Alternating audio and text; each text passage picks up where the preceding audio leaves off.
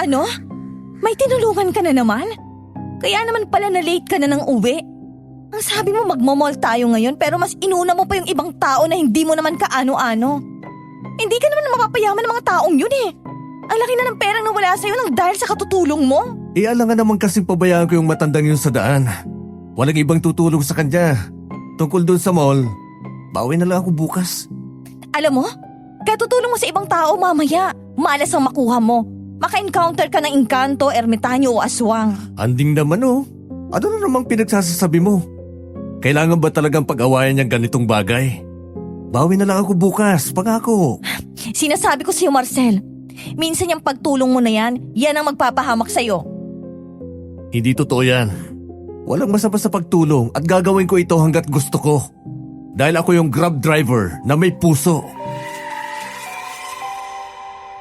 May kilala ka rin bang isang tao na mahilig tumulong?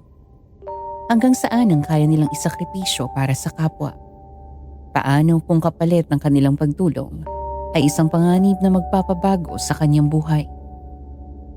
Kung gusto mong malaman ang kwento ng isang Grab driver na si Marcel, pakinggan niyo ang kwento simula sa umpisa at pakicomment lang ng inyong reaksyon sa ating comment section.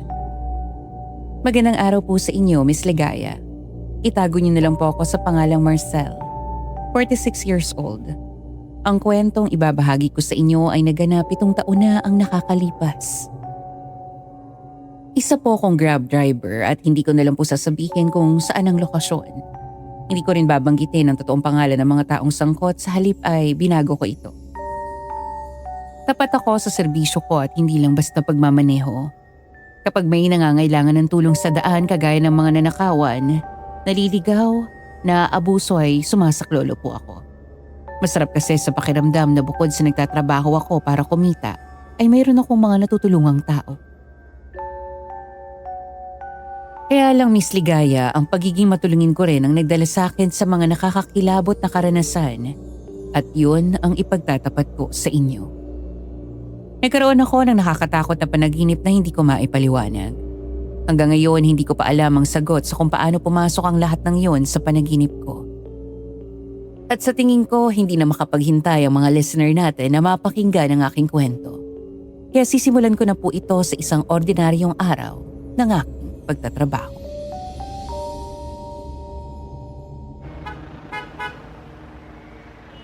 Sir, sobra ho itong binayad nyo. Malapit lang naman ho kaya halagang 100 lang ang bayad. 300 ito eh. Maliit pa yan kumpara sa ginawa mo sa akin ngayong araw. Tinulungan mo akong habulin yung rider na umagaw sa aking wallet. Kaya napakulong siya at napabalik ang wallet ko. Okay lang yun, Tay. Madalas na rin ho kasing mangyari yan sa mga pasahero ko kaya sanay na rin akong gawin yon. Mag-ingat na lang ho kayo sa susunod. Marami talagang mga magnanakaw dito sa syudad. Sige na ho. Kunin nyo na ho. Mataas naman ang kota ko ngayong araw sa dami ng inihatid kong pasahero. Ay siya, sige. Sa susunod ay iti-text lang kita kapag kailangan ko ng susundo sa akin. Ay, depende ho kung walang nakabook sa akin. Pwedeng-pwede naman po kasi may number na naman po ako sa cellphone nyo. Sige iho, maraming salamat. Bihira na lang ang mga kagaya mo. Sana ay magkita ulit tayo sa susunod. Opo naman. Lagi naman po akong bumibiyahe kaya hindi yan malabo. Siya ho, una na po ako. Ay siya, sige. Mag-iingat ka palagi, lalo na sa biyahe. Opo, kayo rin po. Ganyan ang pang-araw-araw kong gawain. Pasado 7:00, uuwi na ako sa bahay. Nakatira ako sa isang squatter area. Dadaan muna ako sa isang iskinita na maraming mga nakatambay sa gabi. Naghalo-halo ang amoy ng usok ng sigarilyo, usok ng ihawan, pati na rin ang anghit ng mga tambay. Doon nakatayo ang bahay ng siga na kinatatakutan ng lahat. Si Paeng. Nagumpukan ng mga lalaki sa kanyang bahay. Ang tawag sa kanila ay mga alagad dahil si Paeng ang tinuturing nilang hari. Normal na sa akin ang maabutan sila na nagsusugal habang nagiinuman. Nang marinig nila ang tunog ng sasakyan ko, lahat sila ay nagsilingunan. Pare-parehas na matalim ang kanilang mga tingin. Agad akong napalunok nang lumapit ang maskulado at puno ng tattoo sa katawan na si Paeng. Halos kalahati lang ako ng kanyang tangkad. Agad akong inakbayan at biglang bumulalas. Pare! Ano? Sama ka sa amin? Inom tayo! Pas muna pare. Pas? Pagod lang sa trabaho. Mamamahinga muna ako. Saka si tatay nga pala eh. Tumahin na naman sa salawal si Mang Doming, ano? Yun na nga eh. At saka mukhang hinihintay ka ng kinakasama mong mukhang kabayo. Sana nga. Akalain mo nga naman, ang napakagwapong si Marcel napunta sa latak. Tunay nga namang nakakabulag ang pag-ibig. Wala ngang itsura, mukhang pera pa. Wala naman sa itsura ang pag-ibig pare. Ang mahalaga, mahal ko siya. Saka mabait naman yan si Anding. Noon, bumabanat ang ating Mr. Romantiko. O siya, takay na muna at tumiking ka na rin ng pulutan kasi nagdinuguan si Aling Sita. Sige. Ito, Sige. yun! Yan ang aking kumpare. O sige, uwi ka na at hugasan mo pa ang puwet ng tatay mo. Sige pre.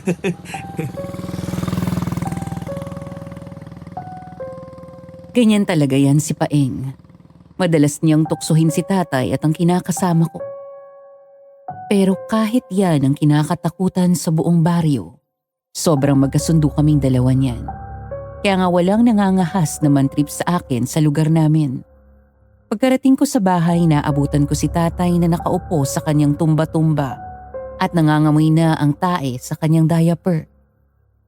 Napatakip ako ng ilong pero ibinaba ko muna ang aking helmet. Saka ako lumapit sa kanya. Tay, di ka na naman pinalitan ni Ending ng diaper bago siya umalis? Umuwi naman yung tanghali ah. Saka mukhang di ka pa niya nililinisan ng katawan. Yan pa rin ang suot mo. Yung damit mo kanina. Ayoko sa babaeng yon dahil siya ay isang aswang. Siya ay nagbibigay ng kamalasan dito sa bahay natin. Tay naman, ang sama ng iniisip niyo kay Anding. Nasaan nga pala siya? Hindi ba kanina pa dapat siyang awas? Nangangati na ako. Palitan mo na ang diaper ko. Nagugutom na rin ako. Gusto ko ng fried chicken. Tay, kakakain niyo lang ng karne kahapon. Wala munang fried chicken ngayon kasi baka tumaas na naman ang dugo niyo. Basta gusto ko ng fried chicken.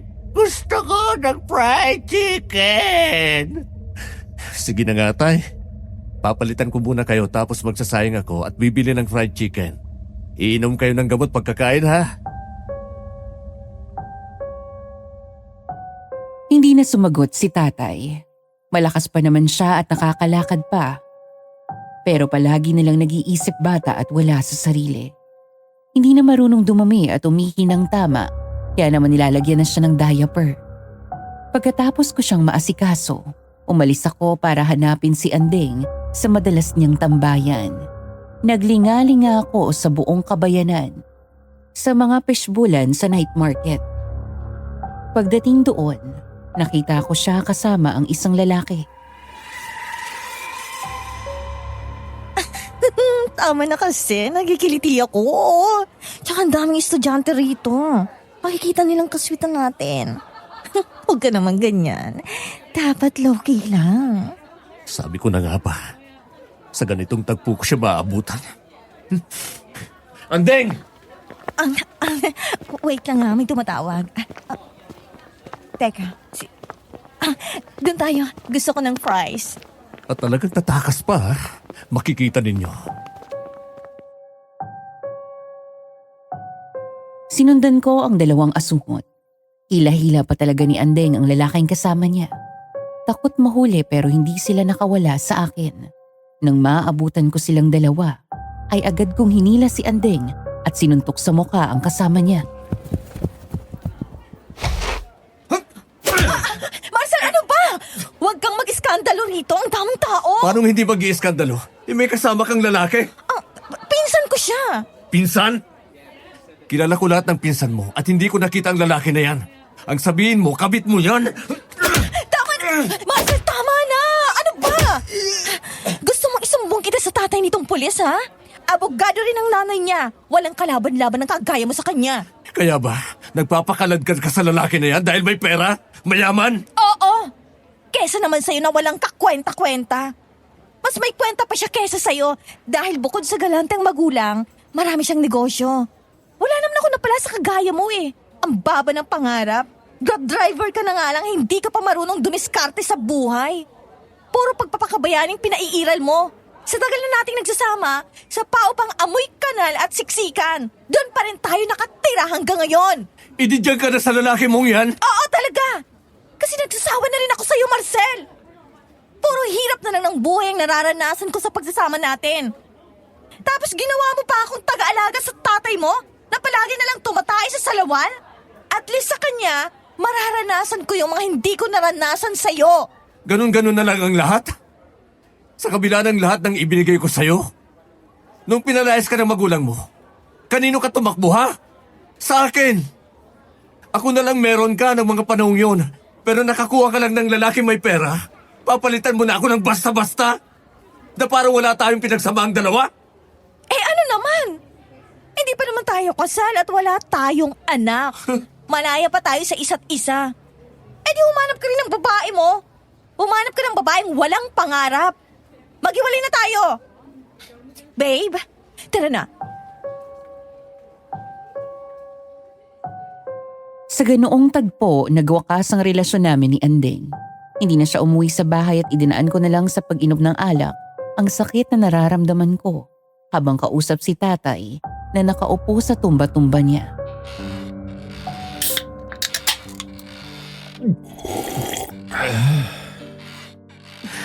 Tay, ganito pala kasakit ng maiwan. Naiintindihan ko na rin ngayon ang sakit na nararamdaman mo nang iniwan ka ni nanay. Ha? Ako? Iniwan ng nanay mo? Teka, sinong nanay mo? Saka, sino ka? Bakit ka umiinom ng alak dito sa tabi ko? Ay, minsan na nga lang ako magsumbong sa'yo, tay. Bumalik ka na sa dati. Yung tipong kapag broken-hearted ako, bibili ka ng matapang na alak tapos magiinuman tayo buong magdamag. Ipapaubos mo sa akin yung isang bote kasi sabi mo, bata pa naman ako. Matatag pa ang atay ko. Idadaan ko lang sa alak ang lahat kasi bukas, magkikipagsapalaran na naman. Maaalala ko na naman ang lahat. Hindi ko alam ang sinasabi mo. Saka, hindi ako umiinom ng alak. Ibinawal sa akin yan ng tatay ko. Binatilyo pa lang ako. Masama pa sa akin yan. Ay, ano ba yan, tay? Teka, bakit parang baho? Kumain ka na naman eh. Kapapalit ko lang ng diaper sa'yo kanina. Teka, papalitan muna kita ng diaper. Hindi na natuloy yung pag-inom ko. Paano ba naman kailangan kong palitan ng diaper si tatay? Siya na lang ang meron ako ngayon kaya hindi ko siya pwedeng pabayaan. Kinabukasan, back to normal ulit. Kailangan ko magpatuloy kahit masama pa rin ang loob ko sa ginawa ni Andeng. Inihatid ko ang isa kong pasahero sa mamahaling restaurant at doon ay nakita ko si Andeng kasama ang lalaki niya. Mukhang masaya siya kasi never ko siyang naikain sa mga mamahaling restaurant. Madalas sa karinderya lang. Nagkibit balikat na lang ako saka sinimula ng pagpapaandar sa aking motor.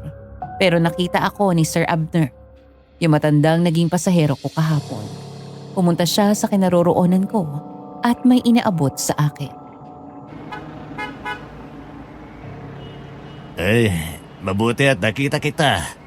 Inaabangan nga kita kasi gumawa ang asawa ko nitong burong kanin. Nabanggit mo kahapon habang iniatid mo ako na Kapampangan ang kinakasama mo. Magugustuhan niya yan. Kasi syempre, yan ang pangkaraniwan nilang pagkain. Salamat po, Sir Abner. Kami na lang po siguro ni tatay ang kakain nito kasi hiwalay na kami ng kinakasama ko kahapon lang. Ha? Ang bilis ninyo namang nagkaiwalay, iho. Kahapon lang, kinikilig ka pa sa kwento mo. Ay, teka. Mukhang may tinitingnan ka doon sa restaurant. Yun po yung kinakasama ko. Nakahanap na siya ng iba. Ah, bakit po kayo tumatawa? Hayaan mo nang hiniwalayan ka niya, iho. Nahanap na niya ang para talaga sa kanya. Kaya nga po nahanap na niya yung para sa kanya na kayang ibigay ang mga luho niya. Kaya siyang bigyan ng maginhawang buhay. Hindi yan ang ibig kong sabihin. Ang ibig kong sabihin, nahanap na ng kinakasama mo yung lalaking kamukha niya. Pareha silang pangit. Siya, mukhang kabayo. Yung isa naman, mukhang kambing. Magkakasunduga sila. Grabe naman po kayo sa kanya. Biro lang iyo. Pero hayaan mo na. Malay mo, ngayong araw makakilala ka rin ng para sa'yo.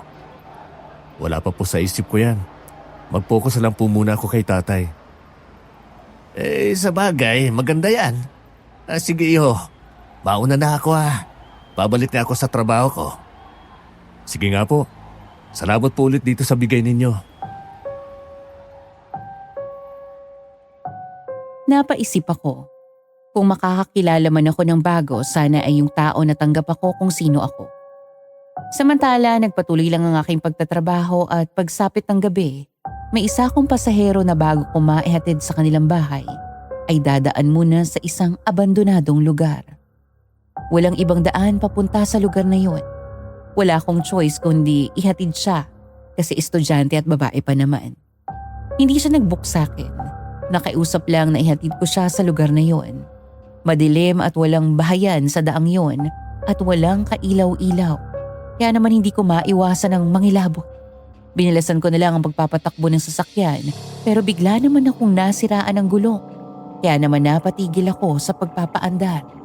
Mabuti na lang at may dala akong tools kaya naman naisipan ko muna itong gawin. Anong nangyari? Kadadala ko lang nito sa talyer noong isang araw Pag minamalas ka nga naman Ano yun?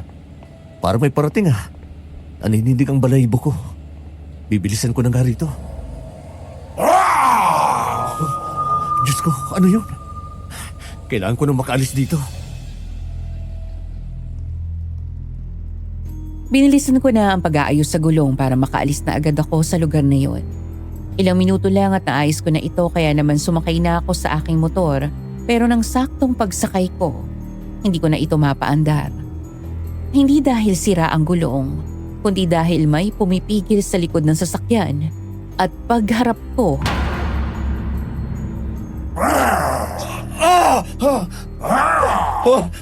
Tulong!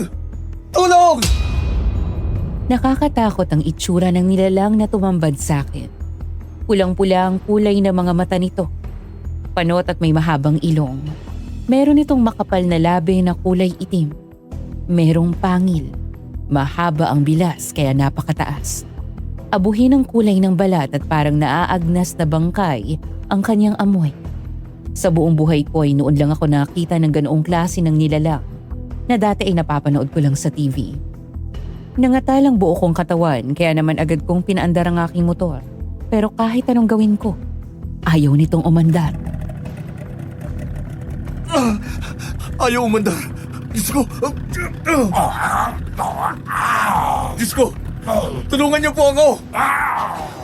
Ayaw talaga umandar ng sasakyan ko. Kahit anong pilit, ayaw talaga. Hindi ka makakatakas.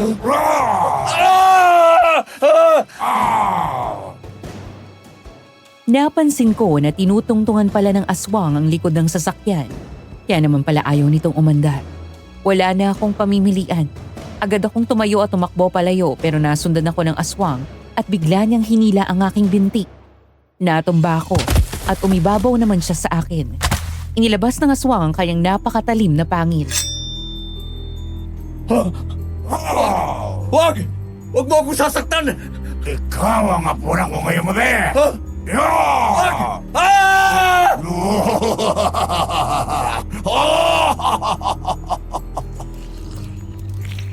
Tumulo ang malapot na laway ng aswang sa aking dibdib sabay sakmal sa aking leeg.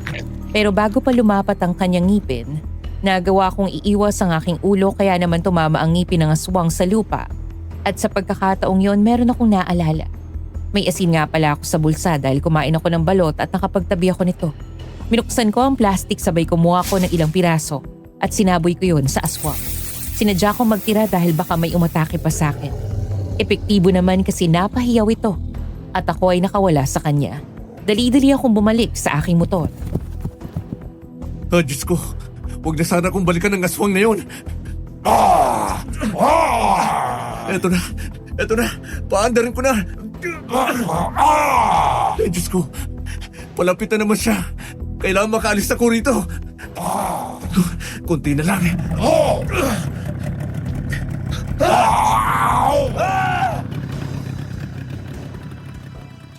Humarang ang aswang sa aking daraanan at sinamantala ko naman ang pagkakataon para banggain ito. Sa lakas ng aking pagpapatakbo ay tumilapon ito sa puno at nakahinga ako ng maluwag. May kalayuan ang abandonadong lugar na yon kaya ang tagal ko bago makalabas doon. Bigla na lang may humarang na babaeng may dalang sanggol kaya napapreno ko dahil mababangga ko sila. Miss, ano bang ginagawa mo? Bakit ka nagpapabangga? Nagmamakaawa ako. Ilitis mo ako sa lugar na to. May aswang na humahabol sa akin. Marami sila, isang grupo. Ano? Parang awa mo na. Gusto akong isama ng mga aswang na yon. Kukunin niya kami ng anak ko. Sige, sumakay na kayo. Agad na sumakay ang babae habang mahigpit na hawak ang sanggol. Sa pakiwari ko ay nasa 5 buwan pa lang ang bata. Hindi ko pa napapaandar ang motorsiklo ko nang may maramdaman akong mga malalakas na yapak sa lupa. Bilisan mo na! Nandiyan na siya! Baka makuha niya kami at pati ikaw mapapahama! Sige, ito na. Kumapit ka na mahigpit. Pasensya na anak ka. Alam ko nagugutom ka na, pero kailangan natin tumakas sa lugar na to. Kumapit ka na, miss, at bibilisan ko ang pagpapatakbo. Sige! Bilisan ko na ang pagpapatakbo ng sasakyan pero biglang tumalo ng aswang mula sa malaking puno na nadaanan namin. Hinarang kami nito at inilihis ko naman ang sasakyan. Mabilis lang ang aking pagpapatakbo. Pero nang lingunin ko ang likuran namin, 3 aswang na ang humahabol. Nagkalabasan na sila! Kumapit ka lang na mahigpit. Makakalabas din tayo rito. Sa harapan po natin! Andiyan na siya! Yung pinuno nila! Wala na akong nagawang pag-ilag dahil ang aswang na ang tumalon sa aming sasakyan. Hinila nito ang mag-ina at tumingin naman na nagmamakaawa ang babae sa akin. Kinuha ko ang natitirang asin sa aking bulsa at isinaboy iyon sa kanya. Napahiyaw ang aswang dahil nasaktan. Inalalayan ko naman ang mag-ina para makaangkas pabalik sa akin. Lumihis lang ako at nagpatuloy sa pagpapaandar ng sasakyan. Sa wakas ay nakalabas na kami ng lugar na yun at napunta na kami sa daan na maraming dumadaang sasakyan.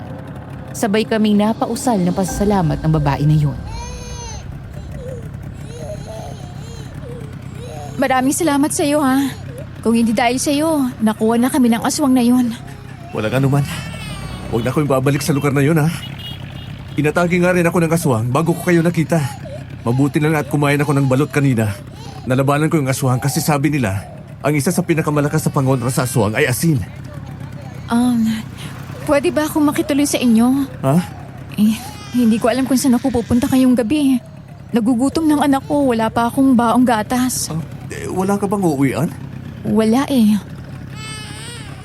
Parang awa mo na. Kasi gutom na gutom ng anak ko eh. Sige. Sa bahay ka na muna tumuloy. Wala na akong nagawa dahil naaawa ako sa bata. Tumuloy muna kami sa isang butika para bumili ng gatas at baby bottle. Wala rin kasing kahit anong dala ang babae. Pagdating sa bahay ay tinitigan ng tatay ko ang babae mula ulo hanggang paa at mukhang humahanga siya sa itsura nito. Blonde ang kanyang buhok, mestiza at maamo ang muka.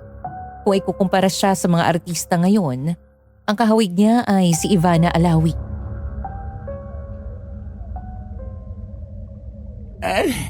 Bakit kayo mo lang dinala rito ang girlfriend mo? Napakagandang babae. Yan ba yung hinahatid sundo mo kapag papasok at aawa sa school? Binata ka na, anak. Hindi naman kita pagbabawal. Ay, magpahinga na po kayo doon tayo sa kwarto nyo. Gabi na po at nakakain na naman po kayo at napainom ng gamot. Sabi nung kapitbahay natin na pinagbilinan ko, oras na para matulog kayo. Kakausapin ko pa ang girlfriend mo. Bakit matutulog na agad? Unang beses mo lang siyang dinala rito ay nakakabastos naman yata yun. Sige na po tay, ihatid ko na kayo sa kwarto. Mapupuwit ka na naman kapag hindi ka agad natulog. Miss, upo ka muna sa sofa. Sige. Panay pa rin ang linga ni tatay sa babae habang inihahatid ko sa kanyang kwarto. Paghatid ko sa kanya, dumiretso ako sa kusina para magtimpla ng gatas at dinala ko ito sa babae. Naabutan ko siya na isinasayaw ang kanyang anak dahil wala pa rin itong tigil sa pag-iyak. Tana, baby. Shh. Tana. Oh, eto na yung gatas. Ayun na pala, baby. Tana. Salamat ah. Maupo ka muna habang pinapadede mo ang anak mo. Sige. Baby, pakabusog ka ha? Magpalipas ka muna dito ng gabi. Ihahatid na lang kita bukas kung saan ka man nakatira. Tamang-tama at day off ko. Baka kasi hinahanap ka na ng asawa mo kung sino mang kasama mo sa bahay. Hindi ko alam kung saan ako nakatira eh. Ano? Bakit naman di mo alam kung saan ka nakatira? Wala akong maalala eh. Ha? Nagising na lang ako sa lugar na yun tapos wala na akong alam. Pero isa lang ang alam ko. Sigurado akong anak kong batang to. Basta, alam kong anak ko siya. Kasi karga ko siya eh. Pero, hindi ko talaga maalala yung lahat. Nako, mahirap yan. Alam mo ba ang pangalan mo? Alice. Alice siguro ang pangalan ko. Nakaburda sa panyong nasa bulsa ko eh. Hindi naman ito pangalan ng anak ko kasi lalaki siya. Oh, sige. Dito ka na muna tumuloy pansamantala. Pero palagi akong wala sa bahay ha. May trabaho ako. Isa akong grab driver. Yung tatay ko ang mga kasama mo rito. Mukhang mabait naman yung tatay mo. Kaya okay lang sa akin.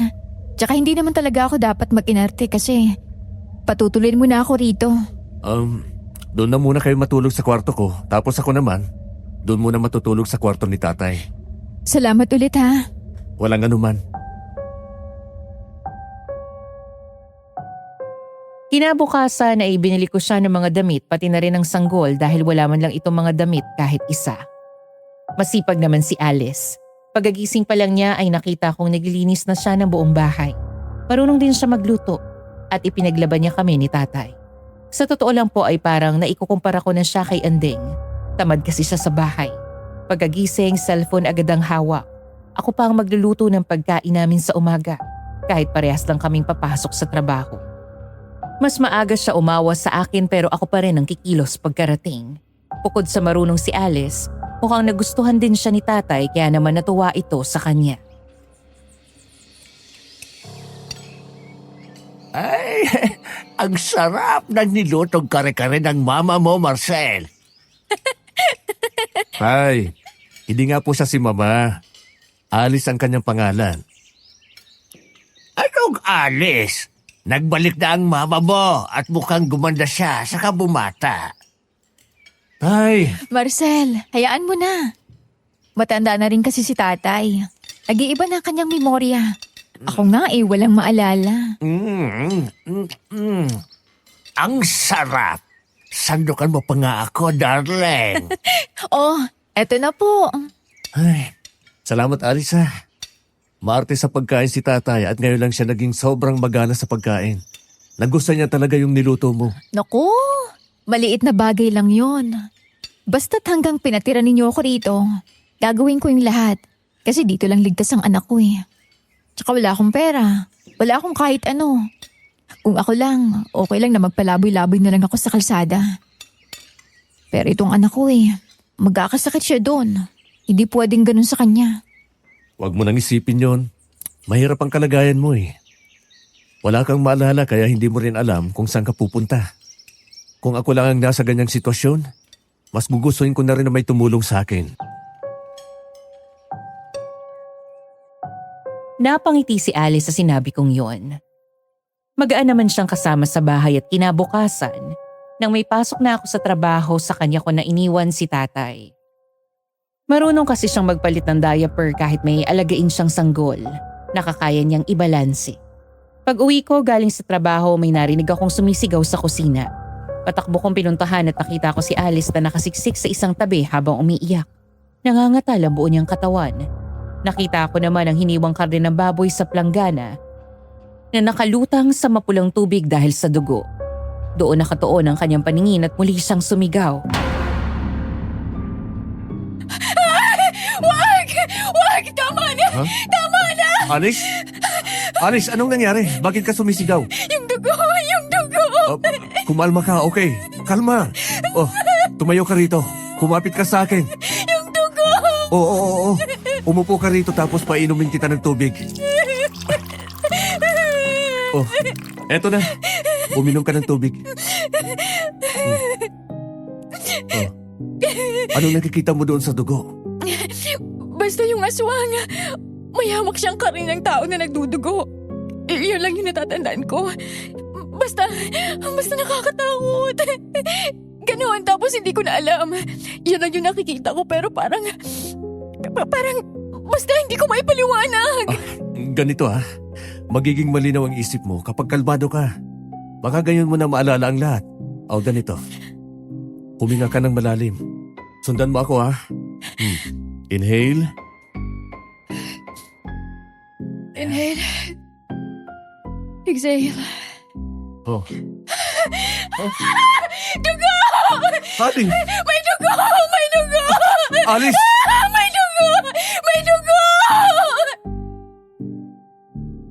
Talagang matindi ang pangangatal ng buo niyang katawan kaya naman naisipan ko na siyang yakapin habang hinahaplos ang kanyang likod. Sa pagkakataong yon ay naramdaman kong nabawasan ang takot niya dahil unti-unti siyang kumalma. Ligtas ka. Nandito ka sa bahay ko. Walang aswang dito. Huwag ka na mag-alala. Kung ano man yung nangyari noon, huwag mo nang isipin yun. Ang isipin mo ay yung ngayon, okay? Ha? Sige. Salamat. Salamat, Marcel. Dahil mukhang nagiging okay na ako. Napanatag ang kalooban ko nang sinabi yun ni Alice. Pinatingin ko siya sa psychiatrist sa isang public hospital at sabi nito nagkaroon daw ng post-traumatic stress disorder o PTSD si Alice at nawalan siya ng alaala. Nagsuhestyon ng doktor na magpa-therapy siya pero hindi ko kaya ang gastos. Naisipan ko na lang siyang dalhin sa tatay ni Paeng na isang albularyo at marunong din siyang magpabalik ng mga alaala sa pamamagitan lang ng ritual. Kaya lang pagkakita pa lang kay Alice, sinabi nito na malakas daw ang sumpa ng dalaga at mamalasin ng sino mang makakasama nito. Kaya tumanggi siyang gamutin ito. Narinig mo naman sinabi ni tatay pare. Huwag mo nang pag-asayahan ng oras ang babae na yan. Palisin mo na yan. Delikado yan. Ang sama ko naman kapag ginawa ko yun. Wala nang ang maalala yung tao, wala pang matutuluyan. Di magtrabaho siya. Mangupahan, ganon. Matino naman ang pag-iisip Alaala lang niya ang nawala. Ako nang bahala sa pangupa. Paano yung makakapagtrabaho? May anak. Sanggol na sanggol pa ang anak niya. Hindi rin natin siya kayang bigyan ng pang-upa buwan-buwan kasi pares lang naman tayo may mga pinagkakagastusan. Ako, nagbabayad din ako ng upa rito. Maintenance pa ni tata at pagkain sa araw-araw. Saan ko pa ikukuha yung itutustos ko sa pang-upa niya ng bahay? Kapag dito siya nakatira, mas nakakatipid pare. Para lang siyang pumalit kay Andeng bilang kasama namin sa bahay. Sa bagay, ako nga rin May pinapaaral ng mga anak sa high school. Kailangan kong pangsustento sa mga anak ko sa ibang babae. Hindi ko rin kakayanin. Kaya nga hayaan na natin siya rito. Mabait naman siya kay tatay at marunong siya sa mga gawaing bahay. Siya nga pala, bakit ka ba naawa sa mag-inang yan? Hindi mo naman sila kaano-ano. Paano hindi maawa? Tingnan mo ang sitwasyon niya. Saka kahit ganyan siya, pinanagutan niya ang anak niya at hindi pinabayaan. Minsan din kaming naging palaboy at alam mo naman kung anong ginawa ni Anding sa anak namin. Sa pagkakataong yun ay biglang nagbalik ang isang alaala ng mga panahon na nawalan kami ng bahay at nagpalaboy-laboy kami sa kalsada. Si Andeng ay 1 buwan pa lang simula ng mga nakat, namatay ang anak namin dahil sa kanya. Kagagawan mo kung bakit namatay ang anak natin. Bakit iniwan mo siya maghapon sa karton kasama ni tatay? Alam mo namang nawawala sa wisyo si tatay. Alam mo namang abala ako sa pagbabasura para may makain tayo. Pero nakuha mong iwan ang anak mo? 1 buwan pa lang yan. Simula nang maipanganak. Hindi ka pa dapat umaalis sa tabi niya. Nagugutom ako eh. Ang tagal-tagal mong bumalik kaya dumiskarte na rin ako para may pambiling pagkain. Iniwanan kita ng pagkain Bumili muna ako ng kanin at sabaw sa tindahan. Sabaw? Kulang yon. Walang lasang pagkain ko. Anding naman. Buhay ng anak natin dapat ang inuna mo. Buhay ng anak natin ang dapat inalala mo. Masyado kang makasarili. Tumulo ang luha ko nang pansamantalang dumaan yon sa alaala ko. At bumalik na rin ako sa realidad. Hindi na nakapagsalita si Paeng dahil alam niya rin kung gaano kahirap at kasakit ang pinagdaanan ko nang mawalan ako ng anak. Ayaw ko nang mangyari sa iba ang nangyari sa anak ko. Kaya hindi ko naahayaan na magpalaboy-laboy sa kalsada si Alice kasama ng anak niya. Kinagabihan nagkaroon ako ng isang nakakatakot na panaginip. Nagpakita sa akin ng isang maskuladong lalaki na hindi ko naman kilala at hindi ko pa nakita buong buhay ko. Masyado kang nagpapakabayan eh. Kinuha mo si Alice at dinala sa bahay mo. Hindi mo alam na may nagmamay-ari sa kanya. Sino ka ba? Kaano-ano mo si Alice? Ako ang ari niya. At hindi siya pwedeng angkinin ng iba. Kahit na sino. Tandaan mo yan. Ang liig ko! Tigilan mo ako! Tama na!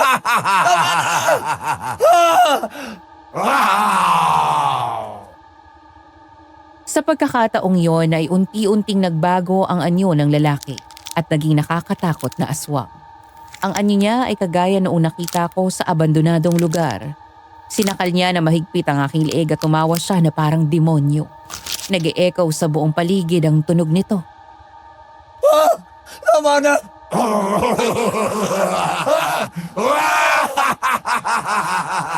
Ibalik mo sa akin si Alice at nang matahimik ka! Anong gagawin mo sa kanya? Baka saktan mo siya! Sabi ko nga pag-aari ko si Alice, magagawa ko ang kahit anong gustuin ko sa kanya at wala makapapigil sa akin. Tama na!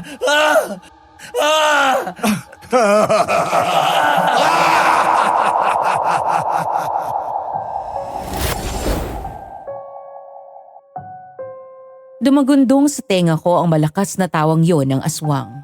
Pagkatapos ay nagising ako na pinagpapawisan ng malamig at pagod na pagod. Napabalikwas ako nang bigla na lang may kumalabog ng malakas sa bubong.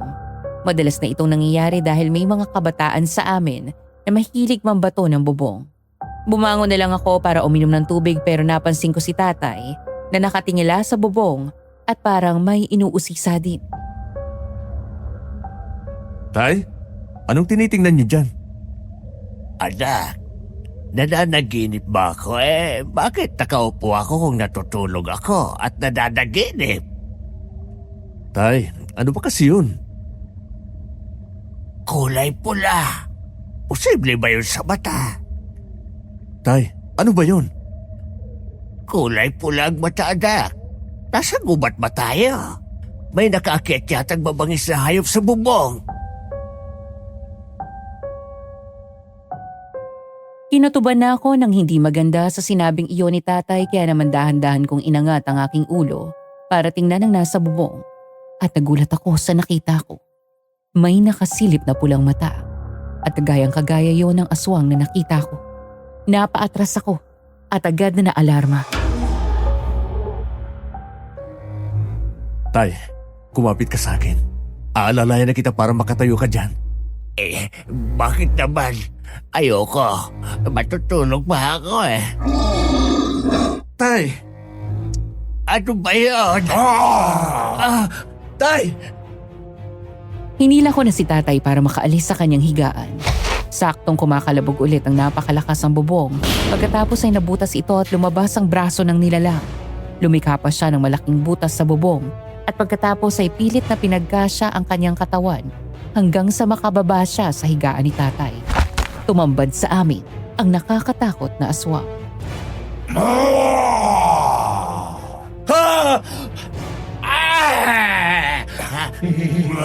Ay, lumabas ka na muna.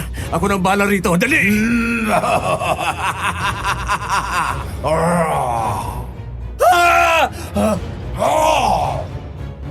Kinuha ko ang isang tambo bilang panangga at nang lumapit sa akin ang aswang ay paulit-ulit ko itong hinampas.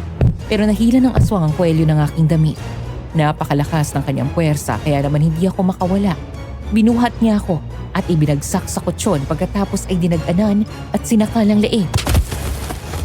Sabi ko naman sa'yo, pakawalan mo na si Alice at ang bata. Ibalik mo na siya sa akin! May trauma si Alice sa dugo. Kapag nakakakita siya ng dugo ay sumisigaw siya. At takot na takot. Sigurado ako may ginawa ka sa kanya. Wala kang alam! Mas lalong diniinan ng aswang ang pagkakasakal sa leeg ko. Napakalakas ng kanyang puwersa kaya kahit magpumiglas ako, ay hindi pa rin ako makawala. Maya-maya narinig ko ang yapak papalapit sa kinaroroonan namin at nakita ko si tatay na may dalang itak. Paulit-ulit niyang hinampas ng itak ang aswang. Hayop ka! Lumabas ka sa bahay namin! Labas! Labas!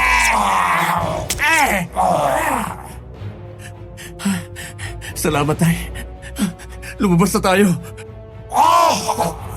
Bilisan na natin, tay. Mabilis kaming lumabas ni tatay sa loob ng kwarto. Pero bago kami lumabas ng bahay, pinuntahan muna namin ang mag-ina. Pero wala sila sa loob ng kwarto. Sumugod muli ang aswang. Nakakita naman ako ng bentitadong tubig na nakalagay sa altar malapit sa kwarto. Kinuha ko ito at isinaboy ang laman sa aswang. Napahiyaw sa sakit ang nilalang at nagtatakbo ito palayo. Dumaan siya sa bintana. Pumasok pa rin ako sa loob ng kwarto ng mag-ina dahil baka nakasiksik lang ito sa isang sulok.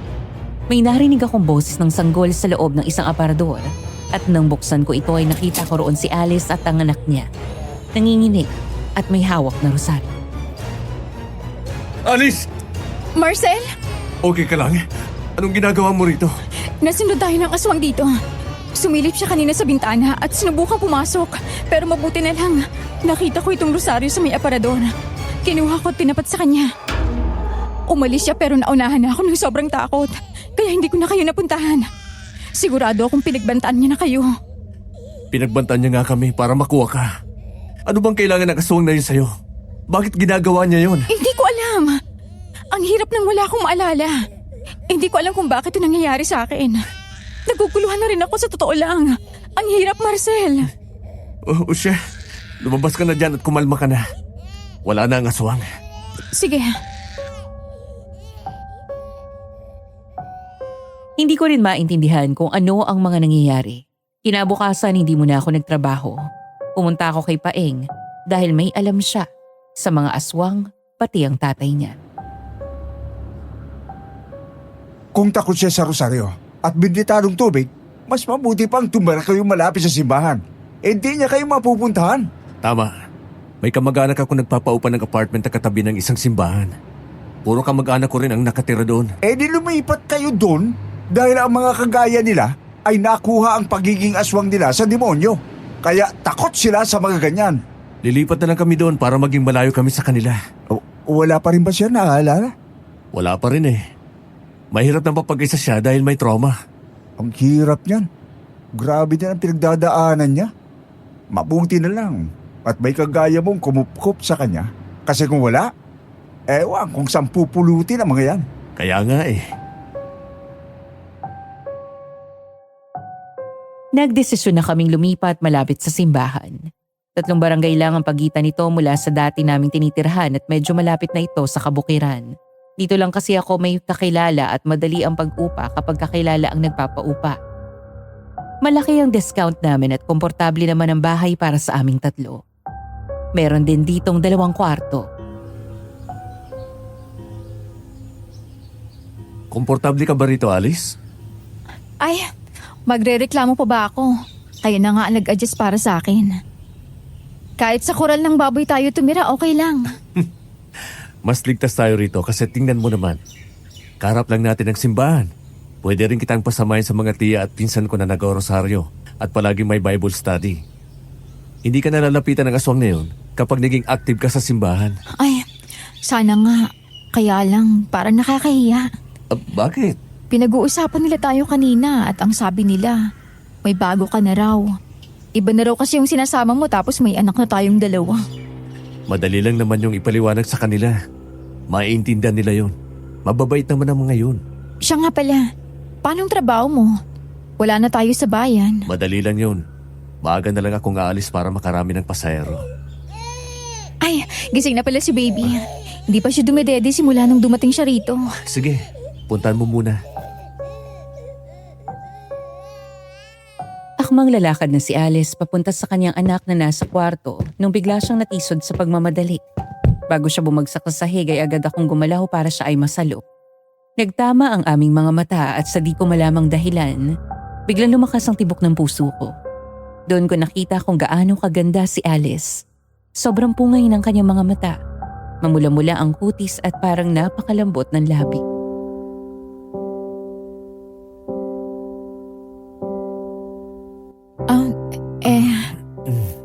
Mag-iingat ka sa susunod Semento pa naman ang sahig. Oo nga eh. Pabigla-bigla rin kasi ako. Salamat sa pagsalo sa akin. Sige na. Puntahan mo na si baby. Oo nga. Kahit na wala sa harap ko si Alice ay malakas pa rin ang tibok ng dibdib ko. Naguluhan na tuloy ako sa sarili ko. Wala naman akong ganoong intensyon. Naawa lang ako sa kanilang mag-ina pero bakit parang unti-unti na yatang gumaganda si Alice sa paningin ko. Samantala, ipinanatag ko na ang loob ko dahil sa tingin ko ay ligtas na kami. Pero habang nagdadrive ako, pakiramdam ko ay sinusunod ako ng lalaking nakita ko sa panaginip. Muntik pa nga ako makabangga dahil nakita ko siya sa kalsada na nakatayo at magpapabangga sa akin. Kinagabihan ay bigla na naman siyang nagpakita sa panaginip ko. Ano? Lumipat kayo dahil akala ninyo ay matatakasan nyo ako? Kung yan ang iniisip nyo, ay nagkakamali kayo. Hanggat hindi mo ibinabalik sa akin si Alice, patuloy ko kayong guguluhin. Hindi matatahimik ang buhay mo. Walang hiya ka. Tigilan mo na kami. Hindi ka na naawa doon sa mag-inang yun? Anong ginawa?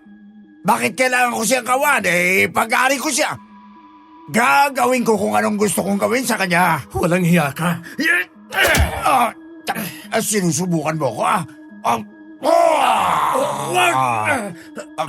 sinusubukan mo ako, tapos ngayon, ikaw ang duwag! Hindi ako duwag. Lalaban ako sa'yo at hindi ko ibibigay sa si Alice. Dahil gusto mo siya, mas lalo mo akong ginagalit!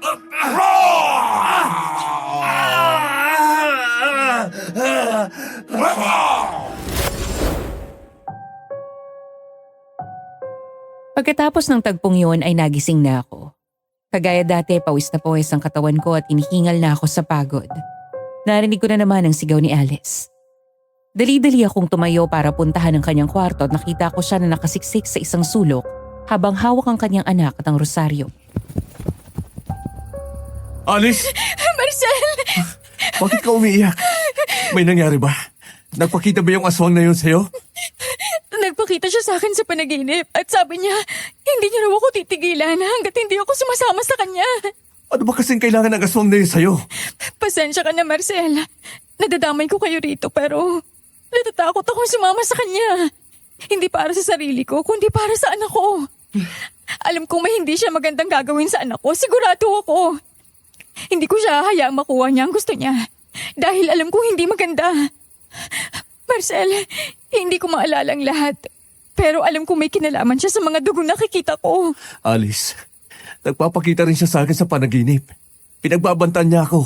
Hindi raw matatahimik ang buhay natin hanggat hindi ka sumasama sa kanya. Hanggat hindi kita ibinibigay. Marcel, nagmamakaawa ako. Kahit ang anak ko na lang ang protektahan mo. Kasi kung ganito, baka sumama na lang ako. At baka, Ano? baka sakaling tumigil na siya kapag ginawa ko yun. Wag! Hindi lang naman ikaw ang gusto ng aswang. Kayong dalawa ng anak mo. At kahit protektahan ko siya, hindi pa rin siya titigil. Kaya ganito na lang. Kayong dalawa ang poprotektahan ko. Hindi lang isa sa inyo. Pero hindi ba? Hindi na makakapunta ang aswang na yun dito. Hanggang panaginip na lang ang lahat ng yun. Hindi ko alam, Alice. Kasi kanina parang sinusundan niya ako. Pero isa lang ang sigurado ako. Masundan man niya tayo, lalaban tayo. Marami tayo ritong mga binditadong tubig. Magtiwala ka lang. Malalampasan natin to. Sana nga. Sa kalagitnaan ng pag-uusap namin, bigla nilang may kumalabog ng malakas. Pumasok si tatay at nangangatal ang kanyang katawan. Hay! May halibaw! Ano? Nandito na naman siya, tay. Pumunta na nga tayo rito para hindi niya tayo masundan dahil malapit tayo sa simbahan. Akala ko pa, hindi na niya tayo masusundan dito. Yun na nga eh. Alice, dito lang kayo sa loob. Huwag kayong lalabas dito. Hawakan niyo ni tatay ang rosaryo. Sige, Siguraduhin yung nakasara ang mga bintana. oo. Pahangos akong lumabas ng kwarto ni Alice. Dala ko ang isang malaking itak at ang isang malaking bote ng bentitadong tubig. Bigla nilang lumundag sa bintana ang aswang. Agad akong kumilos para tagain siya ng hawak kong itak. Yan! Yan! Sige! Mamatay ka ng aswang ka! Umayos ka rito ng aswang ka! Hindi pa ako nakontento sa paulit-ulit na pagtaga sa aswang. Naggalat na ang mga itim na likido sa sahig dahil itim ang kulay ng kanyang dugo. Binuksan ko ang hawak kong bote at isinaboy sa kanya ang bentitadong tubig. Natumba at napahiyaw ito dahil sa hapdi. Narinig ko naman ang pagsigaw ni Alice kaya pumasok ako sa loob ng kwarto at nakita ko ang isang aswang na nakadagan sa kanya at sinasakal siya. Si tatay naman ay nagtatago sa isang sulok habang hawak ang sanggol.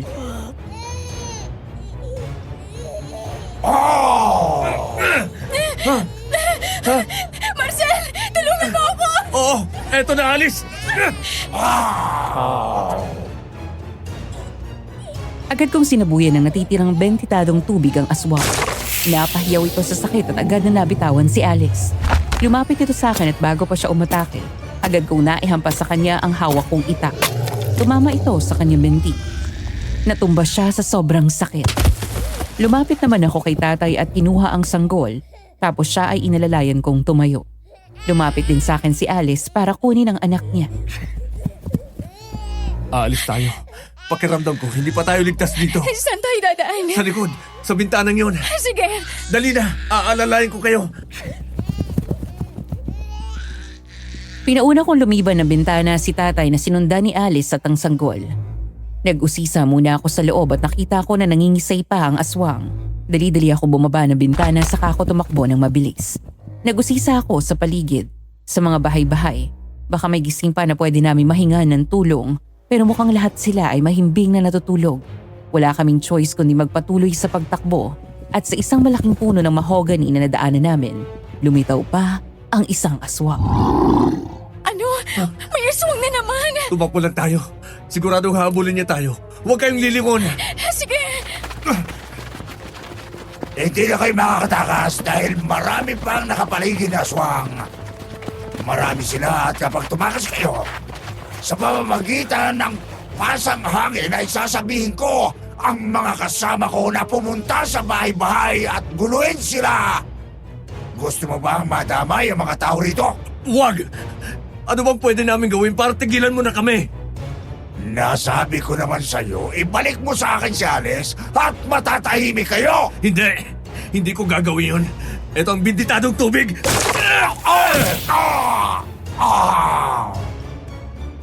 Mukhang hindi umeepekto ang bentitadong tubig sa aswang na yon dahil humiyaw lang siya ng kaunting beses. Pero biglang bumalik sa ayos ang kanyang postura na parang wala siyang nararamdamang sakit. Tumawa siya ng napakalakas na halos dumagundong na sa buong paligid. Ano akala ninyo sa akin? Alam kong gagamitin ninyong pangontra ang binitadong tubig na yan. Nakakamali kayo. Kung yung mga kasama ko ay tumalab sa kanila ang pangontra ninyo, sa akin hindi! Dahil ako ang pinakamalakas sa lahat ng angkan namin, sinanay ko ang sarili ko na hindi maapektuhan. Lumipat na kami sa simbahan para hindi nyo kami masundan. Pero nasundan nyo pa rin kami. Oh! Yun na nga. Lumipat kayo malapit sa simbahan para makaiwas sa amin, pero hindi ninyo alam na walang epekto sa amin yon. Matagal na naming napag-aralan kung paano pumunta sa simbahan nang hindi kami napapasok. At ang tanging mahirap na lang iwasan ay ang rosaryo at benditadong tubig, pero sabi ko nga, wala ang lahat ng yan sa akin, lalo na at para kay Alice at ng anak namin. Anak namin? Anong sinasabi mo? Ang batang yan ay anak nating dalawa. Hindi mo ba alam? Pero sa kasamang palad, hindi tumalab sa kanya ang pagkaswang ko. Mas malakas ang dugo ng kanyang ina. Kaya gagamitin ko na lang siya bilang alay. At ikaw, kailangan kita dahil maganda ang lahi mo. Sa'yo ako magkakaanak ng isang taong magiging tagapagmana ng angkan namin. Hindi! Hindi totoo yan! Sumama ka na sa akin at nang matahimik na ang buhay ng mga taong yan. Kaya mo ba yun? Nagugulo ang buhay nila nang dahil sa'yo? Kaya kung sasama ka sa akin, babalik sila sa normal. Hindi. Hindi ko siya hayaang sumama sa'yo. Hindi! Hindi ikaw ang magdidesisyon. Ako! Ako lang ang pwedeng magdesisyon dahil pagmamay-ari ko siya. Yeah! Bago pa makalapit ang aswang kay Alice at sa anak niya, agad ko silang nasanggahan. Pinaliw ko ang mag-ina kasama si tatay at nagtuos kami ng aswang. Matapang ka, ha? Ang kinakalaban mo ko? Tigilan mo na ang mag-ina! At bakit ako susunod sa'yo? Sino ka ba? Nagmamalasakit ang ako sa kanila at alam kong hindi maganda ang gagawin mo. Nagmamagali ka talaga?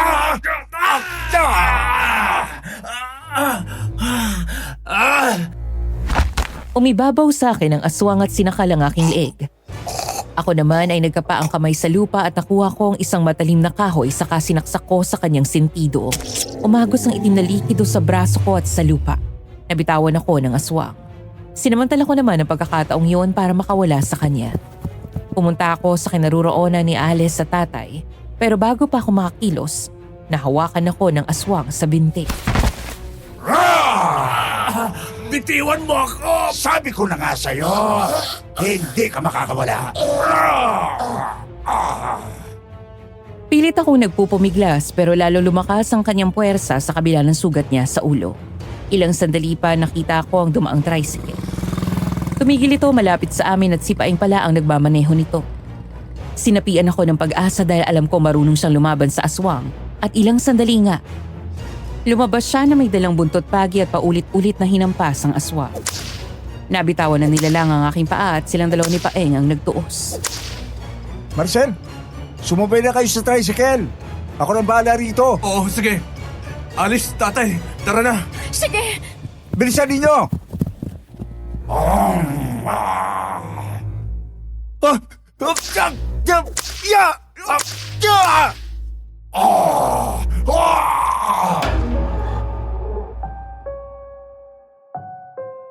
Paulit-ulit na hinampas ni Paeng ng buntot pagi ang aswang. Halatang profesional siya sa bawat kilos dahil wala ng pagkakataon ng aswang para makailag sa kanya. Nang natumba ito, nawalan ito ng malay. Saka pumunta si Paeng sa kinaroroonan namin at nang mamadaling nag-drive. Halos lumipad na ang tricycle sa sobrang bilis ng pagpapatakbo. Mag-uumaga na nang nakarating kami sa kanila, kaya wala nang anumang presensya ng aswang. Mabuti na lang at dumating ka, pare. Nasundan pa rin kami ng aswang na yun at kahit nasa simbahan na, hindi pa rin pala effective. Pumunta lang kasi ako sa inyo para dalhin itong buntot pagi. Tsaka para magpaalam sana. Magpaalam? Bakit? Saan ka ba pupunta? Pupunta ako sa probinsya pero ayoko naman kayong iwan dito ng ganyan. Gusto mo ba kaming isama doon? Oo, kaso yung trabaho mo. Probinsya yun eh. Hindi uso ang grab driver doon. Yun ba yung sinasabi mo na malawak ang sakahan? Oo. Yung may malawak na tubuhan at saka taniman ng palay. Alam mo na yun, hindi ba? Iditigil muna ako sa pagmamaneho. Doon na lang muna ako magkatrabaho. Okay lang sa'yo. Oo naman. Baka sakaling tigilan na kami ng aswang kasi malayo yun. At ang sabi mo pa nga, tumatawid pa ng dagat para makapunta doon. Oo. Yan ang iniisip ko eh. Isasuggest ko rin sana sa'yo. Doon kasi sa amin, meron doon bakanting bahay na wala nakatira. Sa kapatid ko yon, kaso nag-abroad ang kapatid ko kaya wala na nakatira doon. Wala namang bumili doon kasi mga tao sa bukid, nag-aalisa na. Tamang-tama yon para sa inyo kasi malaki din yon. Pwede ako makiusap sa kapatid ko na makikitira kayo at saka mas ligtas kayo ron. Alam mo ba ang angkang ko ay manunugis ang aswang? O sige, upahan ko na para hindi naman sila lugi. Wag na. Wag mo nang alalahanin yon. Siya nga pala. Nakarating ka na rin doon? Oo, kasi doon ang hometown ni Anding. Nakamove on ka na naman siguro dyan sa ex mo di mo na siguro maalala kapag bumalik ka na doon. Hindi na. Matagal na rin kasi yun saka hindi ko na kinukulong ang sarili ko kay Anding pare. Siya naman ang nagloko sa aming dalawa Hindi na para magluksa sa relasyon namin. Maganda yang si Alice. Kung sakala bagay kayo. Ibang-iba kay Anding saka mukhang bumawi sa ugali. Hindi ko pa iniisip yan sa ganyan. Ang iniisip ko lang kaligtasan nila kasi nakakaawa din naman ang sitwasyon nila mag-ina pare. Paano kung bumalik ang alaala niyan tapos iwan ka na niyan?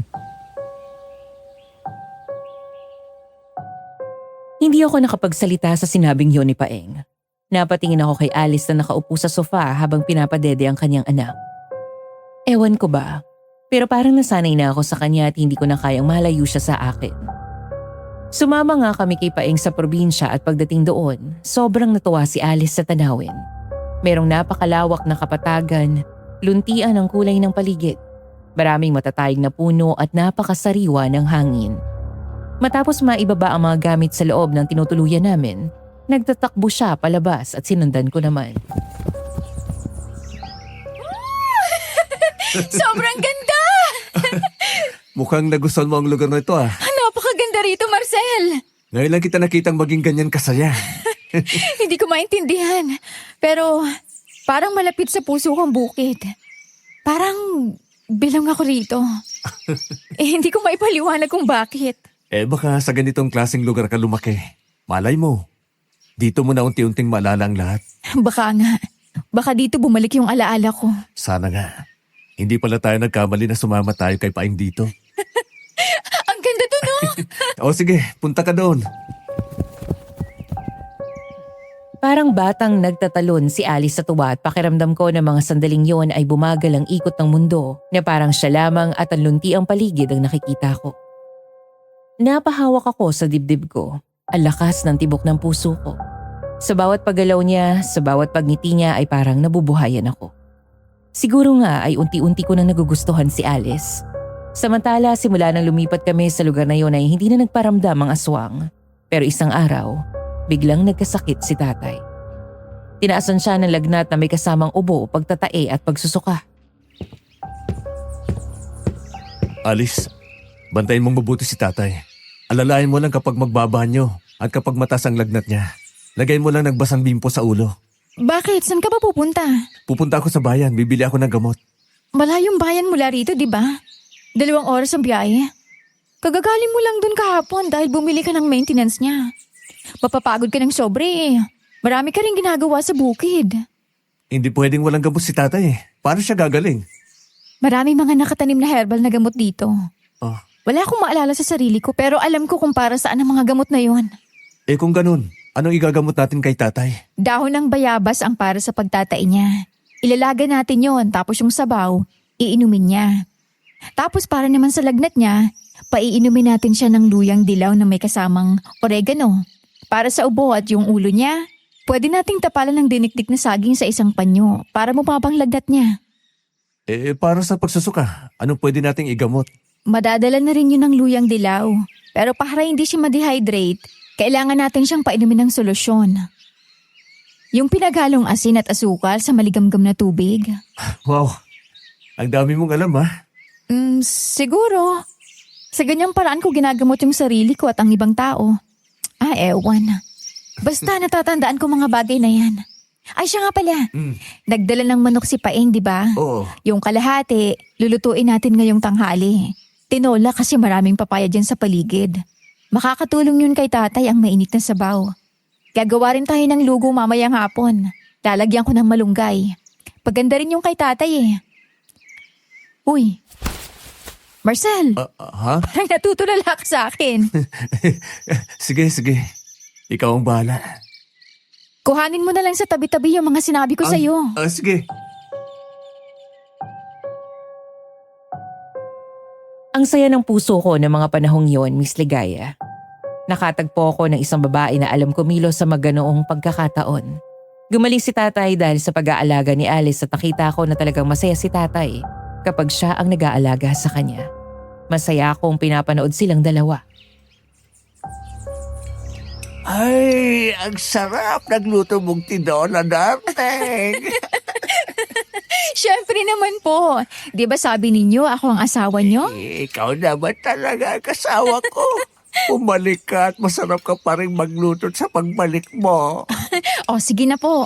Mabuti at marami kayong nakain ngayon. Hindi na kayo babalikan ng sakit. Daling ko na po ito sa kusina, ha?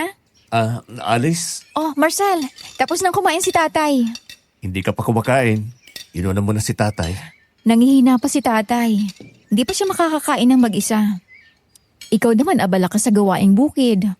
Sipag-sipag mo nga eh. Ikaw ang masipag. Pagkagising mo pa lang, si tatay na agad ang inaasikaso mo.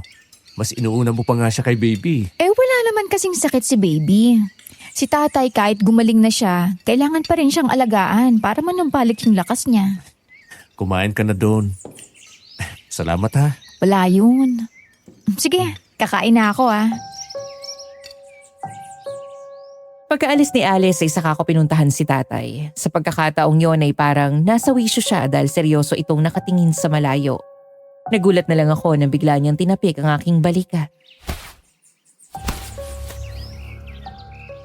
Yung dating kinakasama, pangit na nga ang itsura, pangit pa ang ugali. Pero ang babaeng ito, nasa kanya na ang lahat ng maganda. Magpakasal na kayong dalawa. Tay, wala pa yun sa isip ko, saka hindi yun ang intensyon ko sa kanya.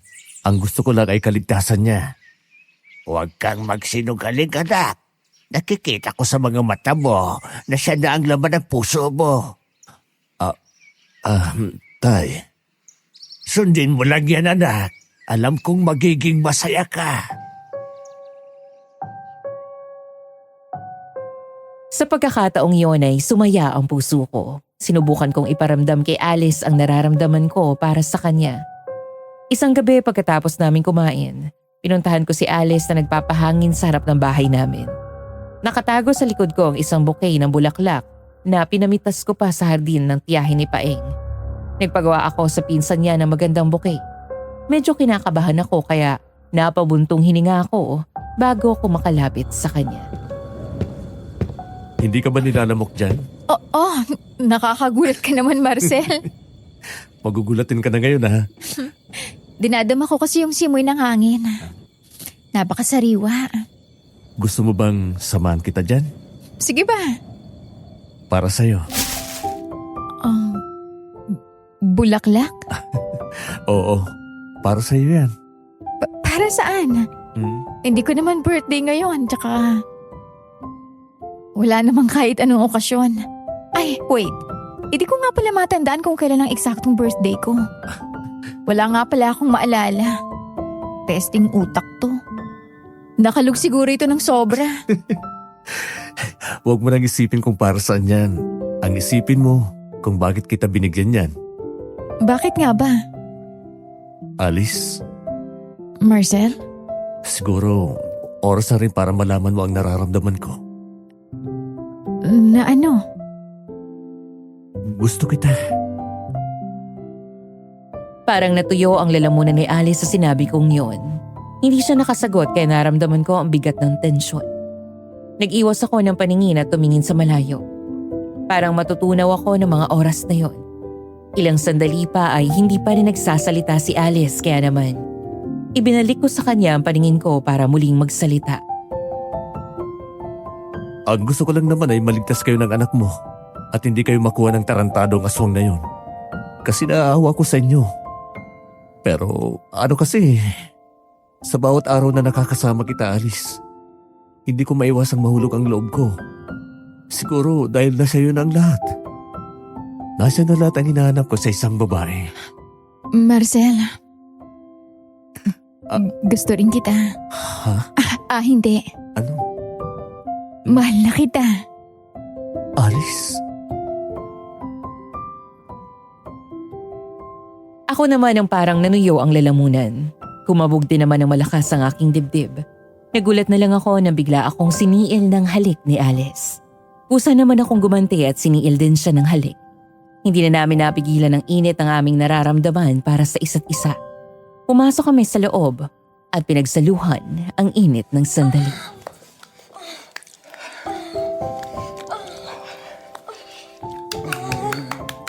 Hindi ako makapaniwala. Parehas lang palang nararamdaman natin sa isa't isa. Marcel, ikaw ang pinaka-perpektong lalaki sa mundo para sa akin. Ayoko na sa iba. At hindi rin naman kita pakakawalan, Alice. Magpapakasal tayong dalawa at bubuo ng isang pamilya. Kailangan ko munang maalalang lahat tungkol sa sarili ko. Nagkaroon ka siguro ng matinding trauma, kaya nakalimutan mo lahat.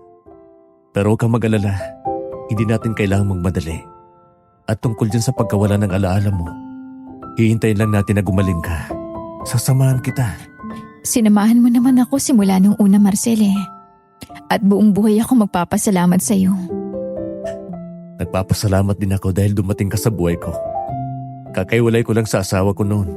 Pero nang dumating ka, napagtanto ko na ikaw pala talagang tamang tao para sa akin. Payakap nga. Nakahiga ka na sa balikat ko. Kiss na lang kita. Mahal na mahal kita, Alice. Mahal na mahal din kita, Marcel. Muli naming siniil ng halik ang isa't isa pagkatapos ay nakatulog na kami. Akala ko tapos na ang bangungot at hindi magagandang pangyayari. Pero habang natutulog, ay nagkaroon ako ng hindi magandang panaginip.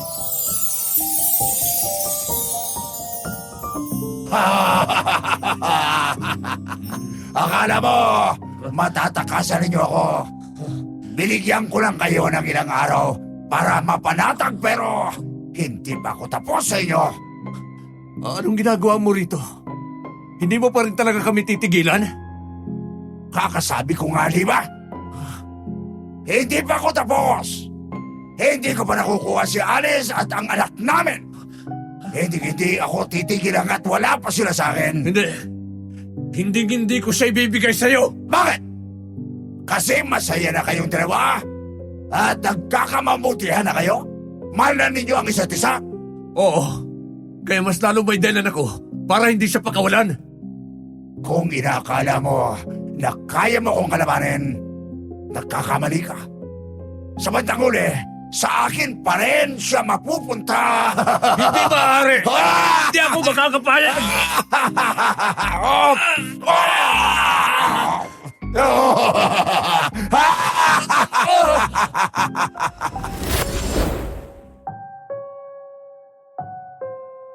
Hingal na hingal ako ng magising.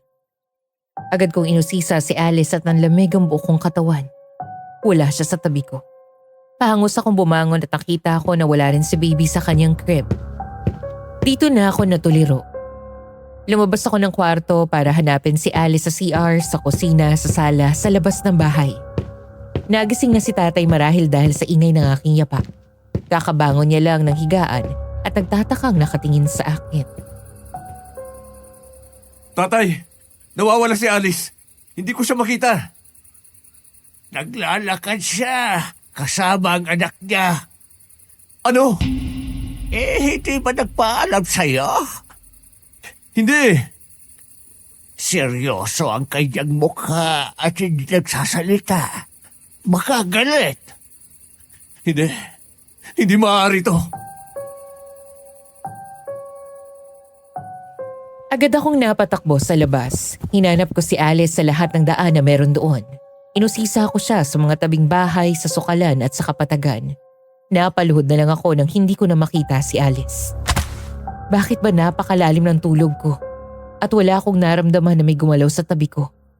Bakit hindi ko namalayan na umalis pala siya? Alice! Alice! Nasaan ka ba, Alice? Alice! Alice! Nasaan ka ba, mahal ko? Kagagawan ba ito ng aswang na yun? Yung sabi niya na kukunin ka niya? Hindi ako makakapayag. Hindi ako titigil hanggat hindi ka nahanap. Hindi ako titigil.